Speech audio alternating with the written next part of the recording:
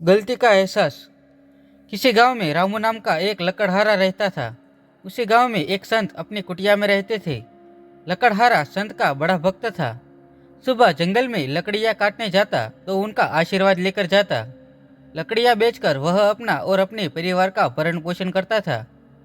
एक बार उसकी पत्नी बीमार हो गई। वह उसे डॉक्टर को दिखाने के लिए शहर ले जाना चाहता था, मगर उसके पास इतने पैसे नहीं थे। 2 दिन से जंगल से लकड़ियां भी नहीं ला सकता था। वह साहूकार के पास गया और उससे 50 रुपये उधार मांगे।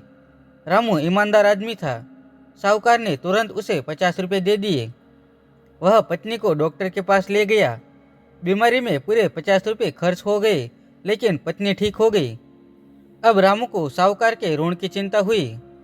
वह खूब मेहनत करने लगा, मगर उस कमाई से घर का खर्च ही मुश्किल से चल पाता था।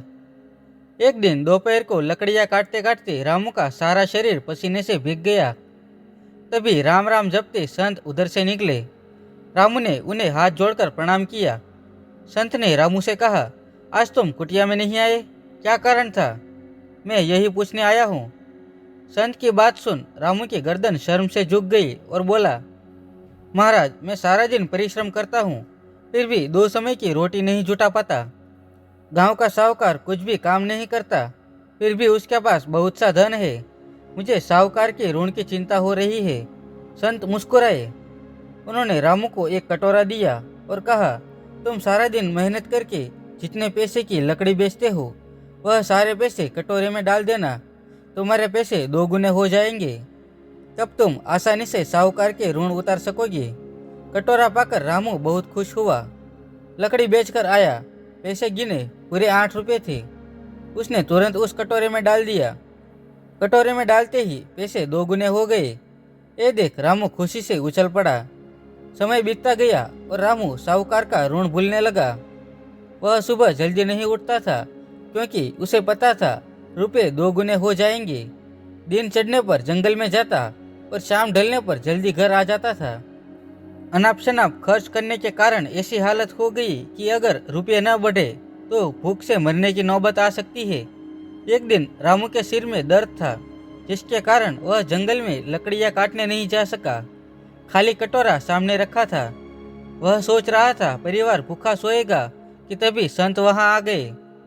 रामू ने उठकर संत को प्रणाम किया। संत ने कहा, बहुत भूख लगी है। रामू चुप था। उसने मुंह से एक भी शब्द नहीं निकाला। संत ने बोला, रामू, तुमने जो कमाया है, क्या उसमें से आधा हिस्सा मुझे नहीं दे सकते?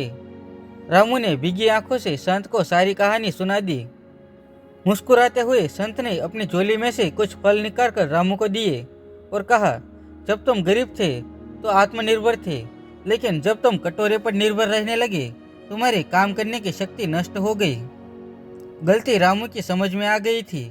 उसने संत को कटोरा वापस कर दिया और मेहनत करने की ठान ली।